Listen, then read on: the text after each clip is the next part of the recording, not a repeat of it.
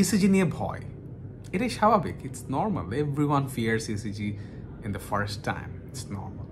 আমি ভয় পেয়েছি, যারা জুনিয়র তারা ভয় পাচ্ছে, ইভেন মেনি সিনিয়র কার্ডিওলজিস্ট যারা অফেন টাইমস ইসিজি টাচের নাই, তাদেরকে যদি কমপ্লেক্স ইসিজি দেওয়া হয়, they will be uncomfortable, and it's normal, because এটা একটা স্কিল, এবং এই স্কিলটা অনেক সময়, অনেক প্র্যাকটিস, অনেক সুপারভিশন এর পরে আস্তে আস্তে ডেভেলপ করে।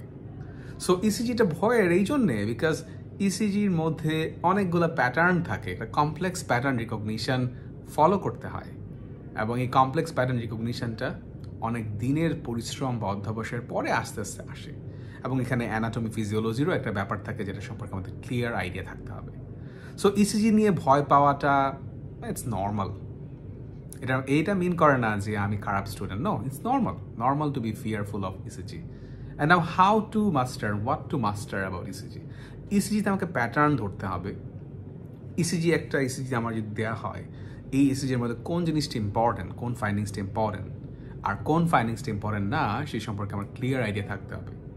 যদি আমি একটা ফাইন্ডিংস পেয়ে যাই, চোখে লাগে, এরপরে আমার আর কোন ফাইন্ডিংস দেখতে হবে সেই সম্পর্কে আমার ক্লিয়ার আইডিয়া থাকতে হবে, একদম ক্লিয়ার সেট আইডিয়া থাকতে হবে যে এই ফাইন্ডিংসের সাথে সাধারণত এই ফাইন্ডিংসটা থাকে।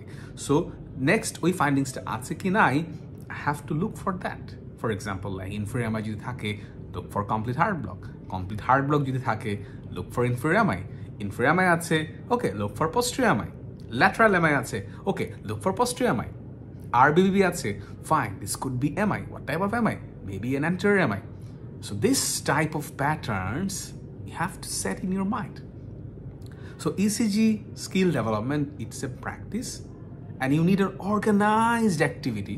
একটা organized প্রোগ্রামের মাধ্যমে যখন আমার ECGটা শেখা হয়, দেন সেটা আমার মাথার মধ্যে বেশি দিন থাকে এবং সেটা মোর ইফেক্টিভ হয়।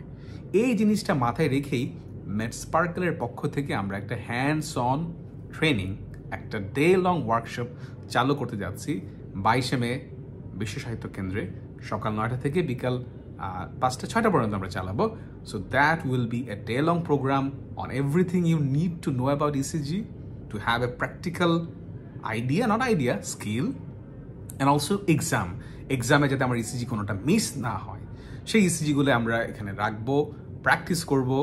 এবং এখানে আমাদের মেন্টর হিসেবে থাকবেন বঙ্গবন্ধু শেখ মুজিব মেডিকেল বিশ্ববিদ্যালয়ের assistant professor of cardiology doctor MD আলামিন স্যার, এবং আমি নিজেও থাকবো।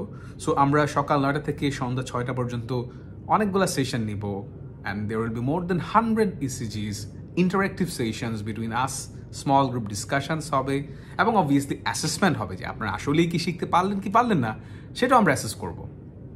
এবং আমাদের সেশনগুলো খুব শর্ট সেশন হবে, like 25 minutes, 30 minutes session, 5 minutes break, restart. এভাবে 3টা সেশন নেওয়ার পর আমরা 15 minutes ব্রেক দিব, and then again restart.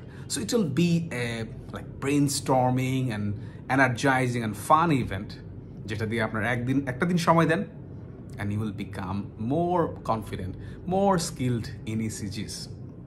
So see you in our programme.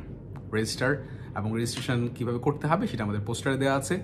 You follow this process, step 1 to 3, and you become registered and be a skillful ECG reader. Okay, see you. Allah Hafiz.